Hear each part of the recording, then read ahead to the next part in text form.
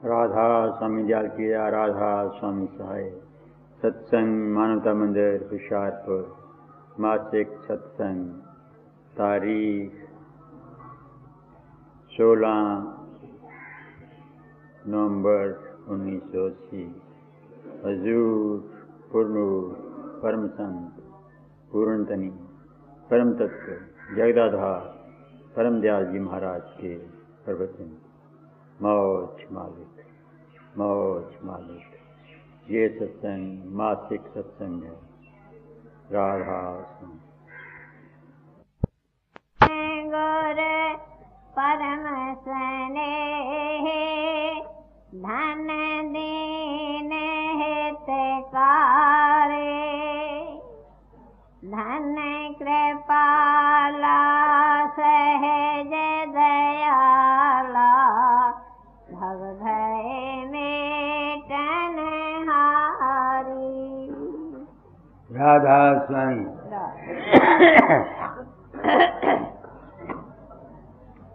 मैंने सारी दुनिया में एक मजमून पढ़ा था जहाँ हजूर बाबा सामू सिंह ने कहा था सत्संग में, सुनो फरावो मेरे दुखड़े।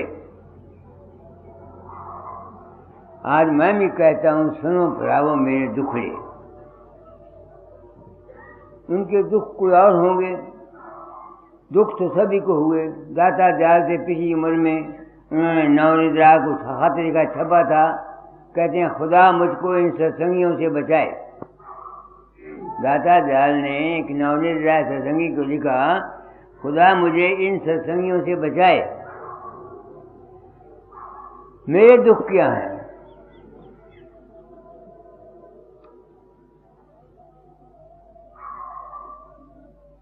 जो शख्स मेरी मुखालफत करता है, जब कोई आदमी किसी के बरखलाफ कहता है उसको दुख लगता है। एक दुख तो ये। दूसरा, जब तुम लोग कोई आके मेरी नाजायज खुशामद करता है कि मैंने ये कर दिया, मैं ऐसा हूँ, मैं ऐसा हूँ, मैं अवतार हूँ, मैं मालिक के कुल हूँ, ऐसी खुशामद करता है, तो अगर मैं उस खुशामद के लफ्ज़ों को खुशी महसूस करूं और उसके बोलने की इजाज़त दूं, तो वो मेरे लिए, मेरी जिंदगी के लिए तबाह कौन साबित हो जाएगा। अस्ती और प्रशंसा और निंदा में दोनों ही में दुख है मुझे। इसलिए मैंने अपनी जिंदगी में जो कुछ भी काम किया वो यथार्थ किया।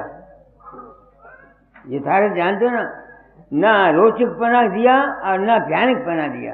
साफ लफ्ज़ में जो मेरी समझ में आया मैंने वो कहा। दुखड़ों का ये हाल सुन लो। आज बरसों हुए एक सिंधी सत्संगी था, संत कृपाल सिंह का।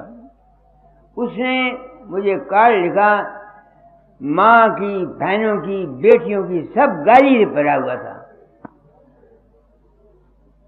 नीचे लिखा सिंधी पता नहीं लिखा उसने। क्यों उसने ये लिखा? क्योंकि संत कृपाल सिंह ने ये कहता था कि बाबा सामर सिंह उसके अंदर मैसेज देते हैं, तो उसने लिखा कि मेरे, उसके पास मेरे नाम भी एक मैसेज है। तो मैंने संत कृपाल सिंह को लिखा कि मेरे नाम क्या मैसेज है।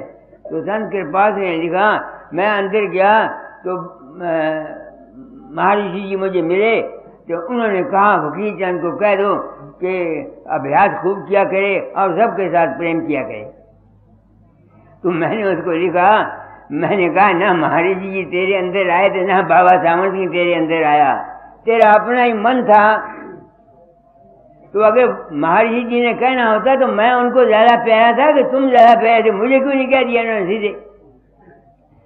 इस बात को समझ सुन करके, क्योंकि मैंने किताब में लिखी, उस सिंधी को गुस्सा आया, ये दुनिया है क्या? तत्सब नहीं तो है क्या? सच्चाई को सुनने के लिए तैयार है? यहाँ कल परसों हिंदू सम्मेलन हुआ, हिंदू संगठन सम्मेलन हुआ यहाँ।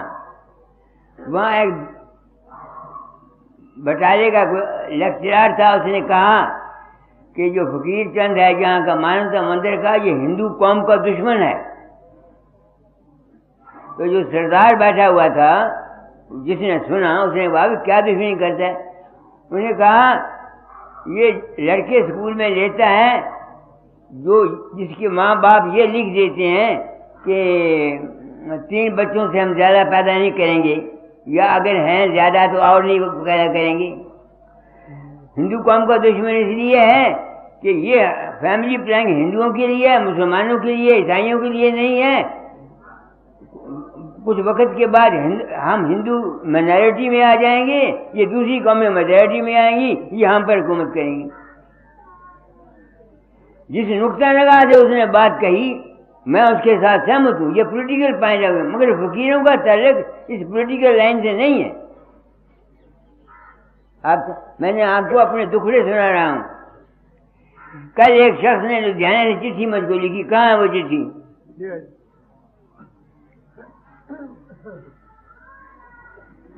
अच्छा, बस छोड़ दो। वो जहाँ लिखता है कि आपने कहा है कि मैं किसी के अंदर नहीं जाता, और आप कहते हैं कि मैंने तालीम को तब्दील कर दिया। गुरु नाम ज्ञान का है, समझ का है, विवेक का है। तो आपने ये बात तो पहले भी कबीर साहब ने कही है, गुरु किया है देह को सतगुरु चीना ना, कहीं कबीरता दास को तीन ताप भरमा। ऐसी सनातनी ने भी कहा गुरु अखंड मंडलाकारम। वो उसने मुझे लिखा है तन धन कि आपने नई चीज क्या पैदा की, ये तो पहले लिखा हुआ है।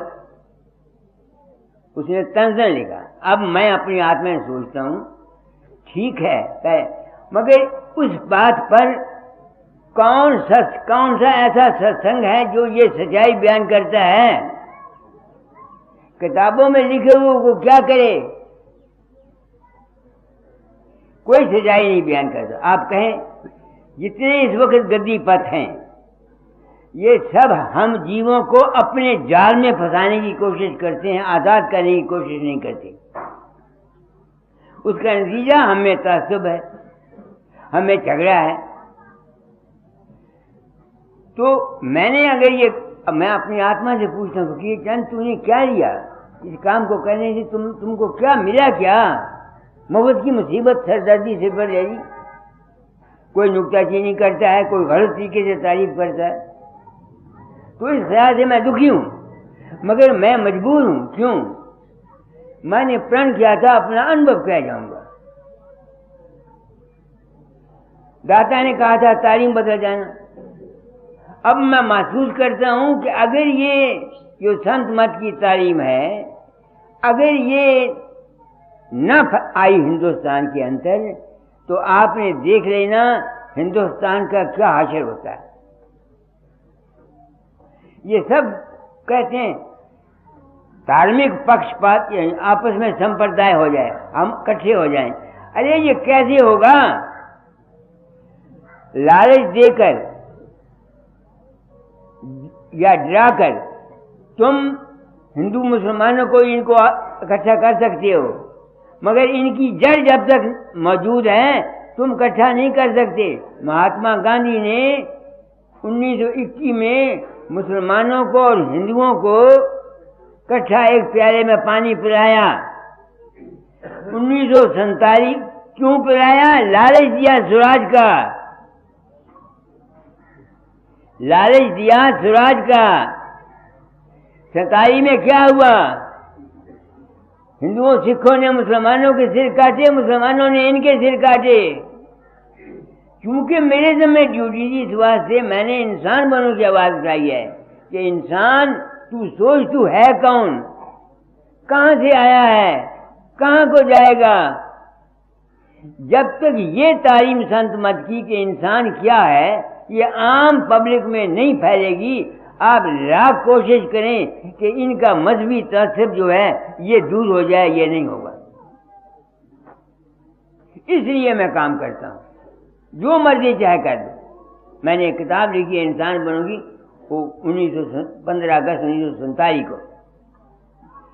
तो मैं ये काम करता हूँ सिर्फ इस ख्याल से कि संतों का जो मिशन है क्या, संत क्यों आए दुनिया में, unity of religion and unity of humanity के लिए, और इन वहमों और तोहमातों को दूर करके इंसान को जहां से आया है वहां पहुंचाने के लिए।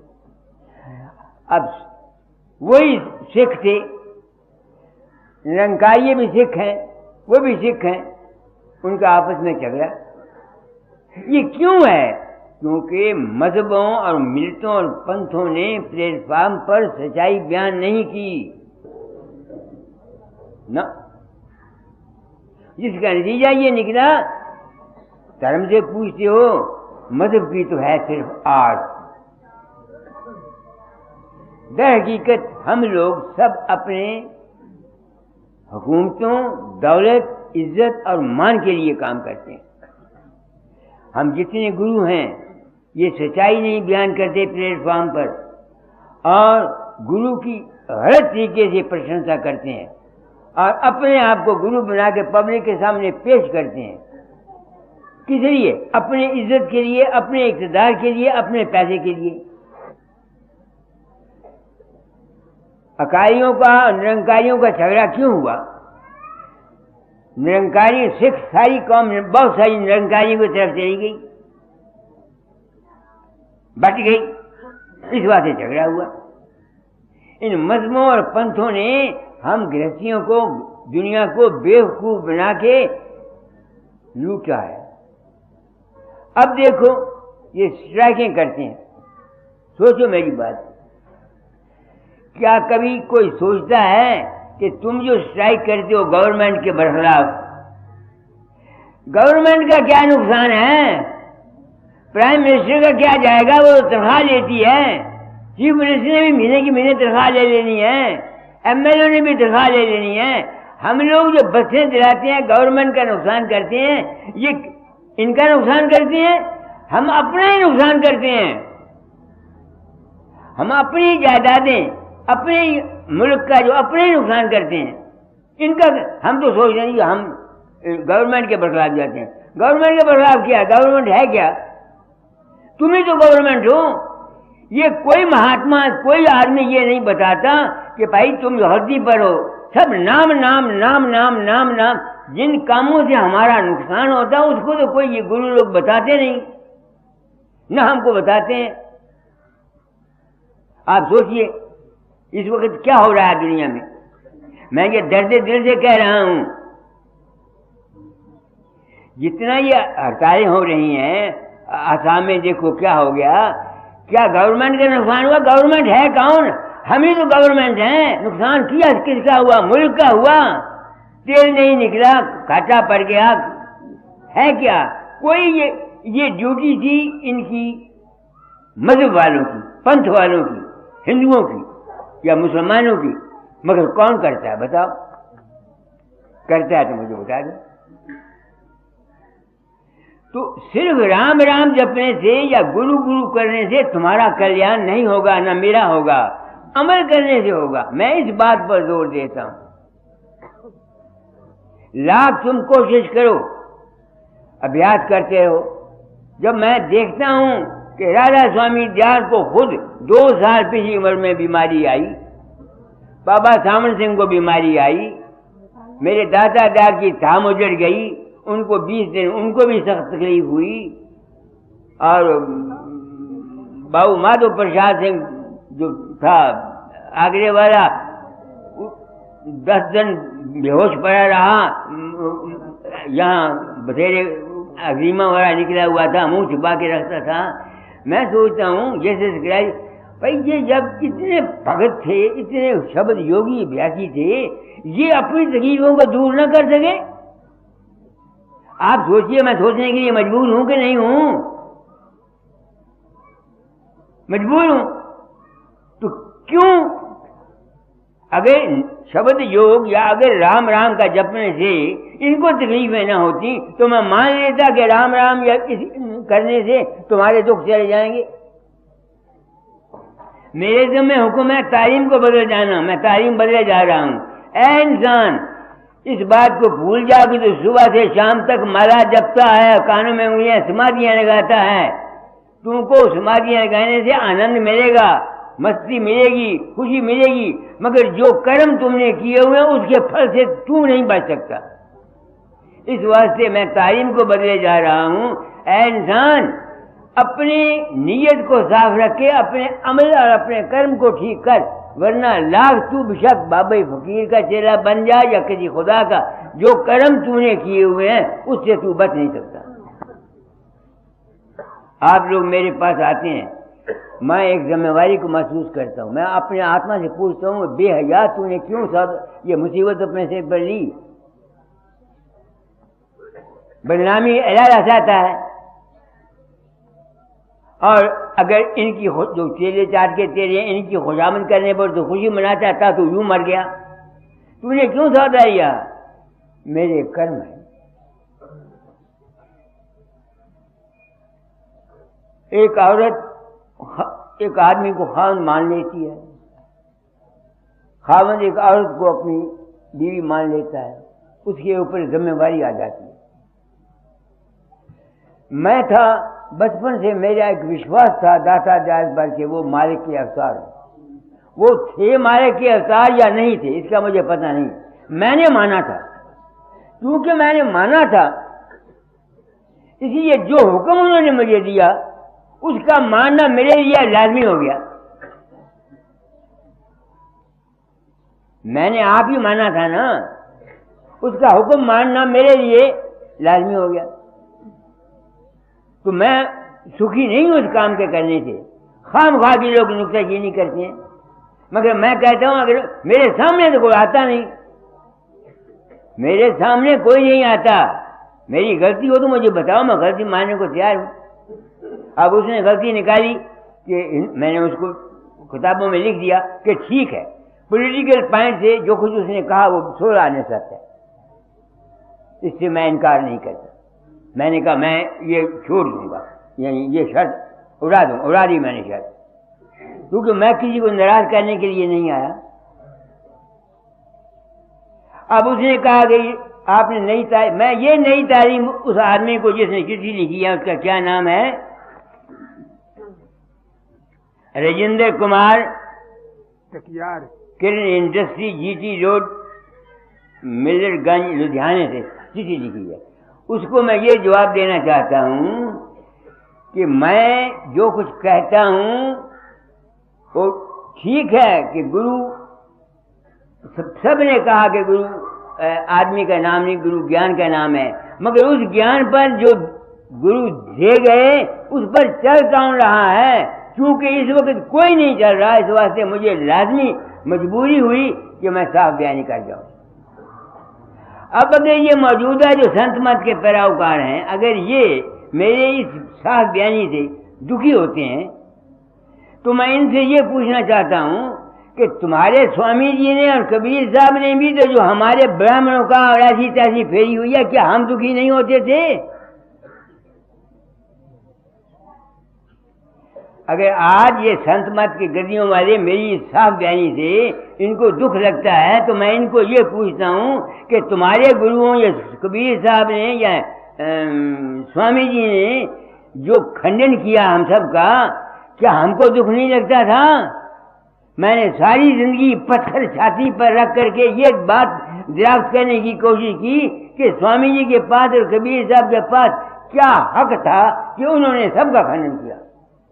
अब मैं समझ गया कि जो उन्होंने खंडन किया वो सच कहा, तो जिस असूल पर उन्होंने खंडन किया उसी असूल पर जो मौजूदा ये संत मत के पैरोकार हैं, जहां ये गलती खाते हैं, मैं इनका खंडन करता हूं। बात आपकी समझ में आ गई मैंने क्या कहा? मैं इस बात से नहीं डरता। जब आदमी खेलने पर निकलता है वो तरी अपने हाथ पर रख के चलता है। मैं तो अपनी जिंदगी की परवाह नहीं करता। अगर मुझे कोई आज मार दे तो मैं तो खुशकिस्मत हूं। मरना तो एक दिन ही है, कुड़ के न मरूंगा, एक ही दफा मर जाऊंगा। ये जितने ये गद्दियों वाले हैं या इनके जो चेले हैं, इनमें तो सब क्यों आता है? क्योंकि इन गुरुओं ने उनको सच्चाई नहीं बयान की कि गुरु मत है क्या चीज। मैंने आपको बोला, आप सोचिए हिंदू कौन से करते हैं? हिंदू कर्म को मानते हैं कि नहीं मानते? मगर ये कर्म क्या, हम लोग क्या कर्म करते हैं? कर्म की फिलॉसफी को हिंदू मानते हैं, मगर हम कर्म क्या करते हैं सुबह से शाम तक? कोई सोचता नहीं सोचता। तो इस बात से आज आप लोग आए, मैंने आपको अपनी दुखड़े सुनाई और आपको क्या कहना चाहता हूं कि गुरु नाम की सिफ्त जो दाता दार के आज शब्द में पड़ी है, अगर तुम इसको पढ़ो गुरु किसे कहते हैं, गुरु है कौन? हाँ, धन धन गुर परम स्नेही, धन दीन हितकारी, धन कृपाला सहज दयाला, भव भय मेटन हारी। ये उस गुरु की सिफ्त है जो इंसान के भव भय को मेट दे। भव कहते हैं, भव भय को हमारी जिंदगी के जितने तखय्युल हैं इनको खत्म कर दे। उस गुरु की तारीफ है ये। अब वो गुरु जो है वो उसकी हैसियत क्या है, आगे पढ़ो। लीलाया में अपार माया, अद्भुत क्या कोई जाने,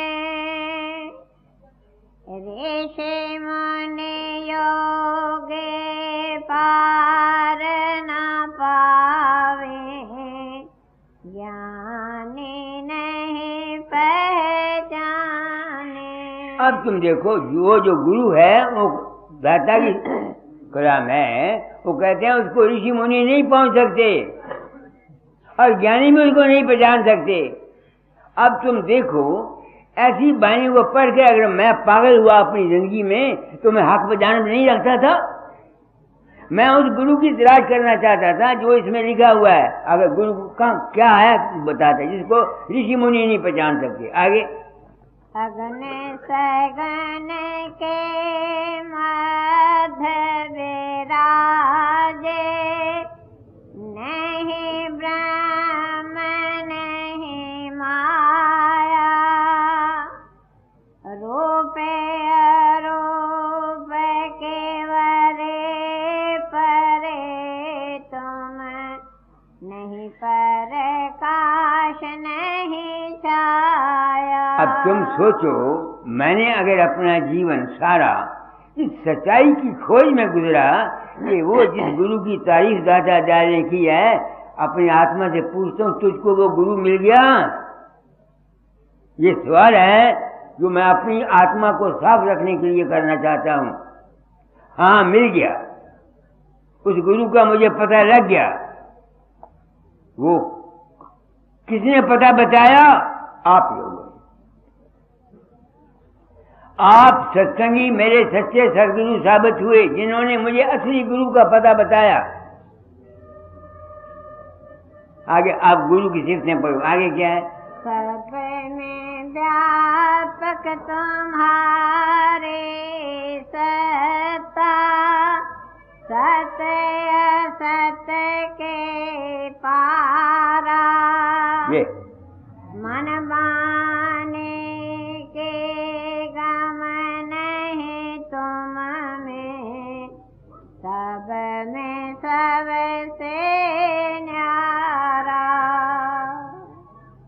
क्या कहे करूं तुम्हारे स्तुति, अजरे अमरे अविनाशी, निरालंब सबके आधारा, चेतन घन सुख राशि, गोचर जहाँ लग मन जाए, सो नहीं देश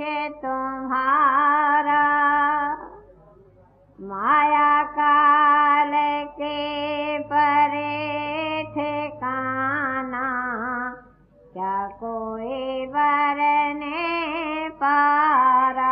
अब आप ही सोचो, मैंने अपना सारा जीवन सिर्फ इस रात को समझने के लिए खोया कि वो जो मालिक है या गुरु का रूप बताते हैं वो है भी या कि यूं ही फर्जी इन्होंने बनाया हुआ है। मैं कहता हूं है। कैसे मुझे मालूम हुआ? आपकी दया से। जब से मुझे ये पता लगा कि मेरा रूप लोगों के अंदर प्रकट होता, मैं नहीं होता। लोगों के अंदर मेरे पास रोज चिट्ठियां आती हैं, 1-2 रोज चिट्ठियां आती हैं, मैं नहीं होता।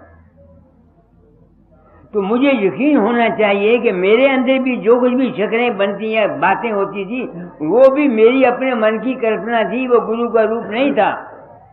दाता मुझको लिखा करते थे, फकीरा गुरु तो तेरे पास, तेरे तन में, तेरे मन में, तेरे श्वासों में। मैं ये समझता था कि जब मैंने गुरु की ध्यान किया अपने अंतर तो गुरु का रूप आ गया, तब गुरु मेरे पास है।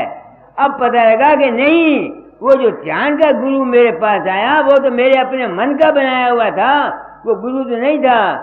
उसमें वो सिफतें नहीं थी जो इस किताब में लिखी हुई हैं। तो जब मुझे पता लगा, अब मैं अभ्यास क्या करता हूं, मन को छोड़ जाता हूं।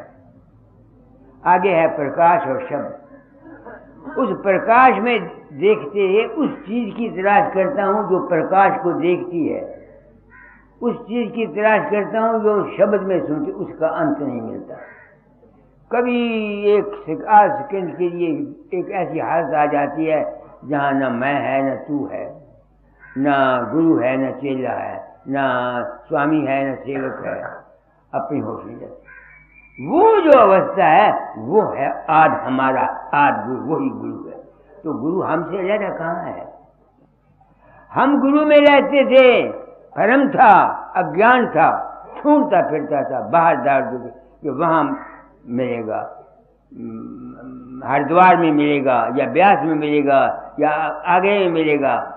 तो बाहर के गुरु की क्या ड्यूटी है कि जीव को भ्रमों से निकालकर उसके अपने घर में घर दिखला दे।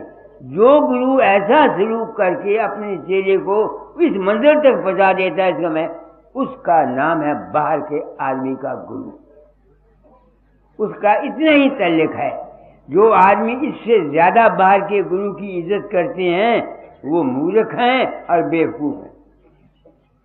कोई गुरु किसी को पुत्र नहीं दे सकता, कोई किसी को कुछ नहीं दे सकता। जो कुछ किसी को मिलता है वो उसके अपने विश्वास का, अपनी श्रद्धा का, अपने यकीन का फल मिलता है। क्योंकि मैंने देखा कि इस वक्त मजहबों की दुनिया के झगड़े में क्या हुआ। मुसलमान के अंदर मोहम्मद प्रकट हो गया, उसने समझा मोहम्मद आया, उसने समझा अली आया, किसी ने समझा राम आया, किसी ने समझा कृष्ण आया, किसी ने किया बाबा आया। इंसानी नस्ल इसी अज्ञान की खातिर बट गई और उस बटने का नतीजा पाकिस्तान में आपने देख लिया क्या हुआ। जो कुछ मुसीबतें हिंदुओं को वहां आने से यहाँ हुई वो दुनिया जानती है, और जो मुसलमानों को यहाँ से वहां जाने में हुई, इस दशा को देख करके कि ये झगड़े हैं, मैंने इस सच्चाई को खोजा ताकि अगर कुछ समझ बूझ वाले इंसान आ जाएं तो ये मजहबी झगड़ों में आकर के आप देखो ना, हिंदू मुसलमान के झगड़े क्या हो रहा, मुरादाबाद में क्या हुआ, अब कानपुर में क्या हुआ, अलीगढ़ में क्या, ये क्यों है? इसलिए है कि न मुसलमानों को मुसलमानी का पता, न हिंदुओं को हिंदुआनी का पता, हिंदूपने का पता। हम सब इस वास्ते कलयुग में संत प्रकट होते हैं, वो सजा देते हैं। कबीर ने क्या सजा दी? जो तुम बामन बामनी जाए और राह से क्यों नहीं आए, जो तुम तुर्क तुर्क नहीं जाए, पेट से सुन्नत क्यों नहीं कराए। उसने भी कोशिश की हिंदू मुसलमानों को यूनाइट करने की, और संत भी यही करते हैं। स्वामी जी की बानी में पढ़ो, मुसलमानों के लफ्ज आते हैं जबरूत, हुतुल हुत, मलकूत। फकीरों के यहाँ कोई हिंदू मुसलमान का सवाल नहीं, बिल्कुल, वो तो सब इंसानों को एक इंसान समझते हैं। तो मैंने इस ख्याल से ये काम किया। बाकी रह गया, मेरे पास लोग आते हैं, वो कई कहे बाबा तेरे पास से प्रसाद ले गया, हमारा ये हो गया। मैं हल्फिया बयान करता हूं कि मैं किसी को कुछ नहीं देता सिवाय गुड विशेष के, शुभ भावना देता हूं। जो कुछ दूसरों को मिलता है वो उनके विश्वास का फल है। एक आदमी मेरी बात पर विश्वास नहीं करता, मैं पामा लाख उसे दुआएं दूं, उसे कुछ नहीं मिलेगा। ये मैं साफ बयानी क्यों करता हूं? ताकि मेरी आत्मा पर गुरु बनने का कोई पाप ना हो। जब से मैंने इन गुरुओं के हालात देखे, ये बुरी बुरी मौत मरे हैं, तो मैं कांपता हूं। मैं कहता हूं मेरे साथ पता नहीं क्या हो, मैं कैसे मरूंगा, मैं डरता हूं। इसलिए मैं बिल्कुल सच्चाई से बात करता हूं। बड़े बड़े गुरुओं को देखो क्या क्या हाल, आप देख लो किसी का नाम में क्या बहुत बुरी तरह मौत हुई। मेरे दिल में वहम आ गया, क्यों इनकी मौत हुई, क्यों इन्होंने तकलीफ उठाई। शायद इन्होंने पर्दा रखा, लोगों को सच्चाई नहीं बयान की, शायद इस वास्ते इनको तकलीफ हुई। मेरे दिल में ये वहम है, इसलिए मैं अपनी जान को बचाने के लिए ये साफ बयानी करता हूं, ताकि मेरी आत्मा पर कोई बोझ न आए। आप लोग आते हैं, मैं आपका एहसान मानता हूं, मेरे कर्म आपकी वजह से कट जाते हैं। मैंने प्रण किया था, मैं अगर दे सकता हूं आपको तो सच्चा ज्ञान दे सकता हूं, सच्ची बात बता सकता हूं, या शुभ भावना देता हूं। जो लोग विश्वास कर जाते हैं उनके काम हो जाते हैं। ख्याल की ताकत भी वहां काम करती है जहां दूसरा रेसिपेंट होता है। मैथमेराइजर वाले दूसरों को बेहोश करते नहीं करते। किसी नौजवान को मैथमेराइजर बेहोश नहीं कर सकता, वो छोटे बच्चों को लेता है, क्योंकि वो उसकी अकल नहीं होती। वो जो सजेशन मैथमेराइजर देता है उसको कबूल कर लेता है। इस वास्ते ये काम विश्वास का और श्रद्धा का और यकीन का है। तो मैंने आज अपने दुखड़े आपको सुनाए। इसने दूसरा सवाल मुझसे ये लिखा कि आप नाम नहीं देते। क्यों नहीं देते? क्योंकि आपने वो वाकया सुनाया जबलपुर की औरत का। तुमने क्या भी जबलपुर की औरत का कर्मों ही में बच्चे जाने होंगे। आपके पास क्या सबूत है कि उसके नाम जपने की वजह से उसके बच्चे मरे? हर तरीके से नाम जपने की वजह से बच्चे मरे। जो कुछ उसने कहा 16 ने ठीक कहा,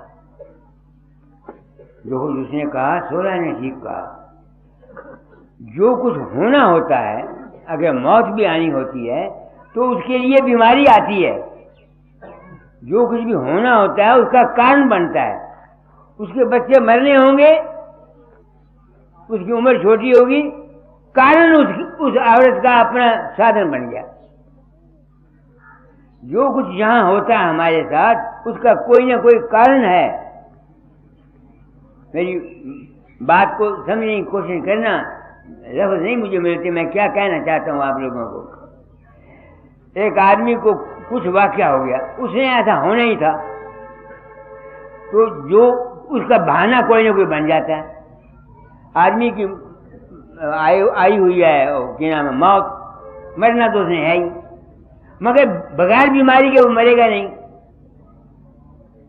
कोई ना कोई बीमारी होगी तो मरेगा, या एक्सीडेंट होगा तो मरेगा।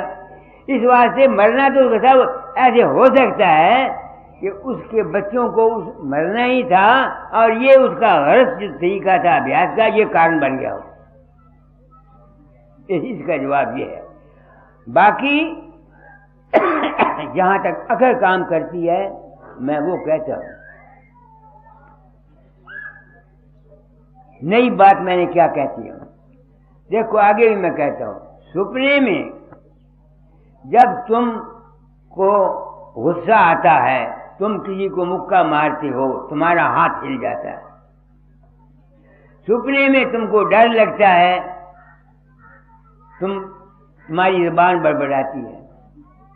सपने में तुम्हारे अंतर काम पैदा होता है, ख्याली औरत बना लेते हो, तुम्हारा बीज निकल जाता है। सपने में का ख्याल तुम्हारे अपने काबू में नहीं है।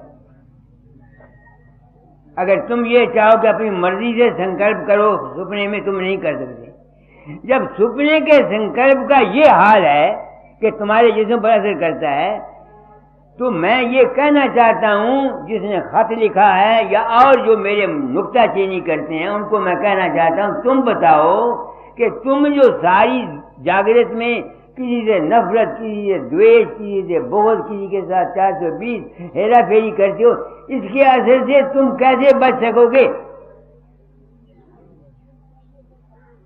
नहीं बच सकोगे। इस वक्त जो कुछ मौजूदा प्रणाली डेमोक्रेसी की है, इसने दुनिया को तबाह कर देना है। नफरत, द्वेष, बुग़्ज़, हसद हर जगह। आगे जाति फैमिली में होता था, अब तमाम मुल्क में है। इसका नतीजा आपने देख लेना। मेरी प्रेडिक्शन है कि अज न पुत्ती, कल न पुत्ती, केसु खुले तब न पुत्ती।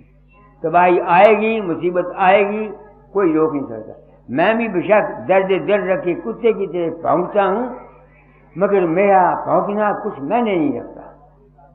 कर्म जो जो किए हैं अंत में भोगना पड़ना। ये है नई चीज जो मैं कहा। तो शास्त्रों ने भी यही, वेदों ने शिव संकल्प मस्तु, मगर उनको सुनता कौन है? हिंदू हैं, रोज संध्या करते हैं, रोज आर्य समाज सनातन संध्या, उसमें एक मंत्र आता है। उस संस्कृत में जानते हैं, लिखा हुआ है, हे प्रभु, जिनसे हम दुश्मनी करते हैं, जो हमसे दुश्मनी करते हैं, हमारे दुश्मनी के भाग दोनों का जला दे। ये प्रार्थना की गई है उस मंत्र में। अब मैं पूछता हूं, जितने हिंदू हैं, आर्य समाजी हैं, सनातनी हैं, क्या ये दुश्मनी के मंत्र ही पढ़ना जानते हैं ना? क्या ये अपनी दुश्मनी को दूर करने की कोशिश करते हैं? न सोचो। तो मैंने अगर काम किया है, वो ही पुरानी शराब नई बोतल में पेश कर रहा हूं। वही जो पुराने संस्कार थे, हमारे ऋषि कह गए शिव संकल्प मस्तु, या ये मैंने उन्हीं चीजों को एक नए ढंग से दुनिया में पेश किया है।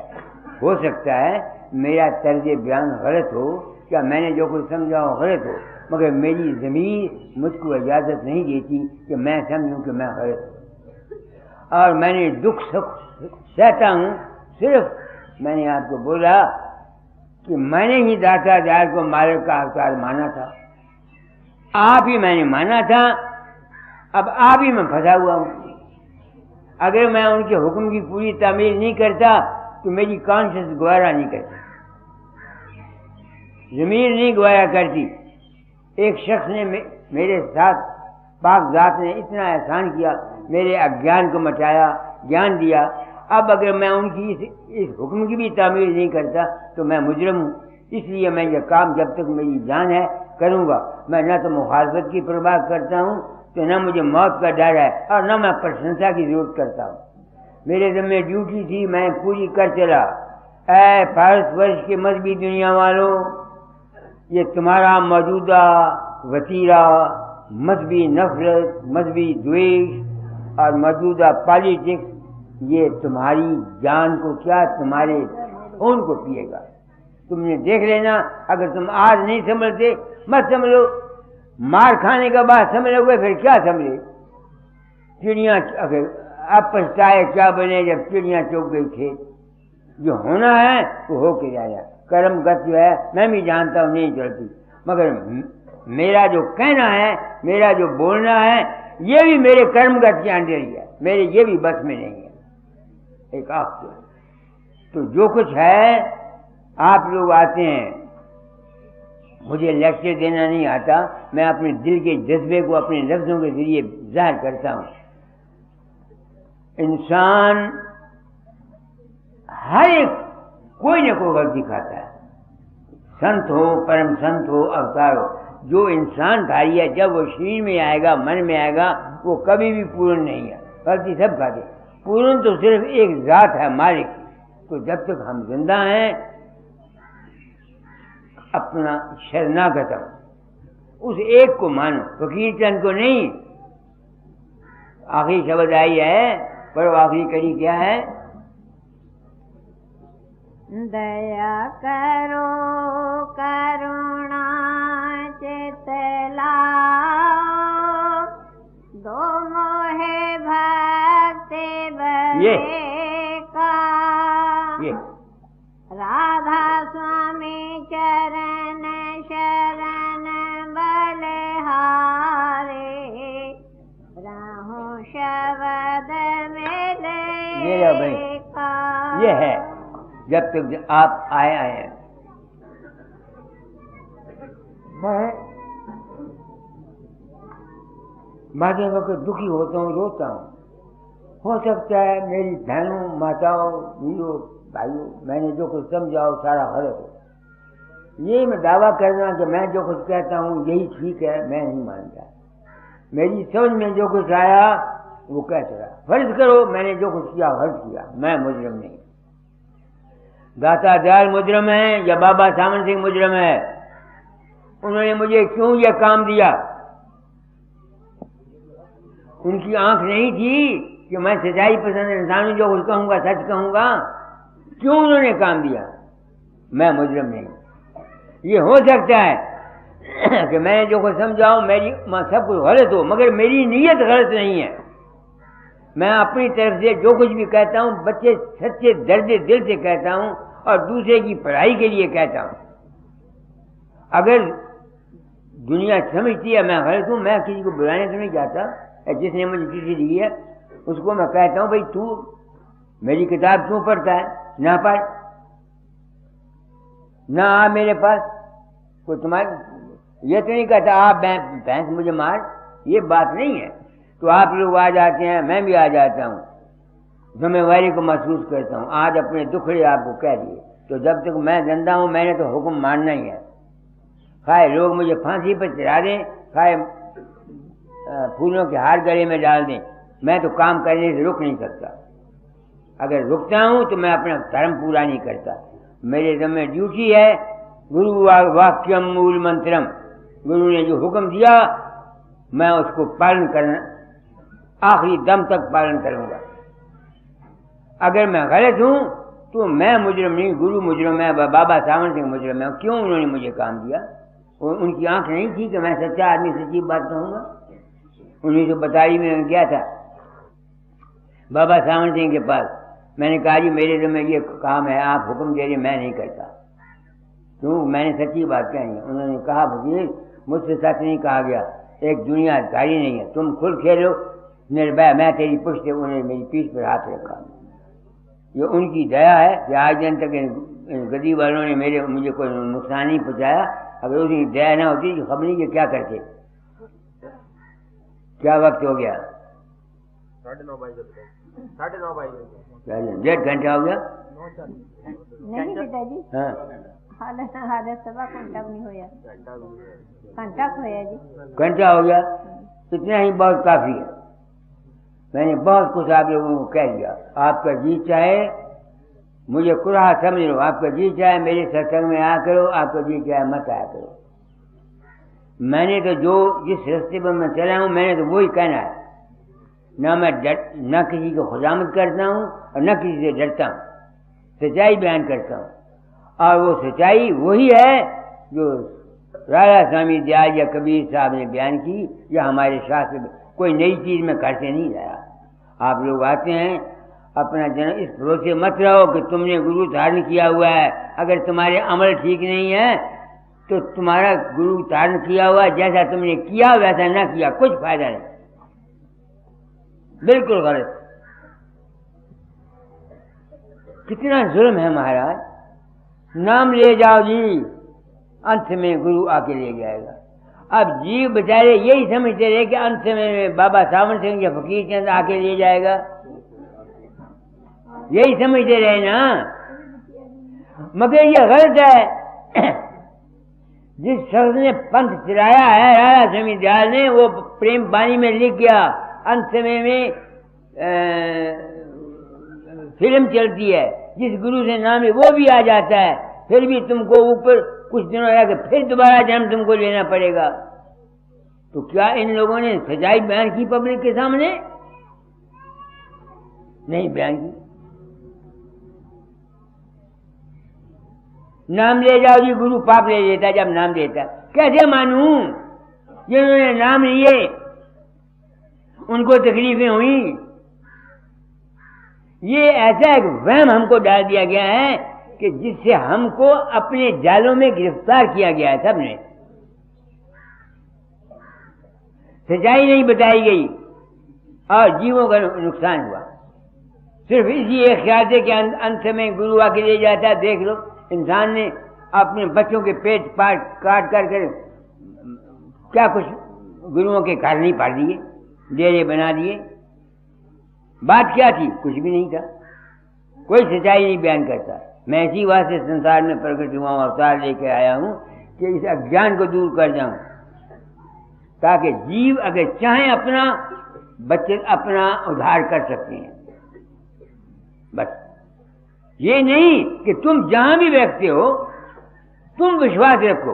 गुरु तुम्हारा अगर नामुकम्मल भी है, तुम्हारा अगर विश्वास है, तुम्हारा काम बन जाएगा। आप समझते मेरी बात को कि नहीं है? तुमको तुम्हारा फल अपने विश्वास से मिलना है, किसी ने तुमको कुछ नहीं देना। ये बिल्कुल मैं दर्द दिल से, मेरे पास रोज तजर्बे आते हैं। अगर मैं ये साफ बयान नहीं करता, मैं अपने आप को मुजरिम समझता हूँ। लोगों को विश्वास होता है, उनके काम हो जाते हैं। मेरा रूप प्रकट, मेरे बाप को पता नहीं कौन वहां जाता, कौन नहीं जाता। जग में घोर अंधेरा भारी, तन में तम का भंडारा, जागृत स्वप्न सुषुप्ति देखा, भूल पुरैया थर मारा। तो ये सब जितना संसार है सब भूल पुरैया में फंसा हुआ है। मैं इसी वास्ते संसार में आया हूँ कि रास्ता साफ कर जाऊं। जिनके भाग में है वो अमल करें, पार हो जाए। जिनके भाग में नहीं है मैं क्या करूं? मेरे बस में कोई बात नहीं। सबको राधा आरती कर लो।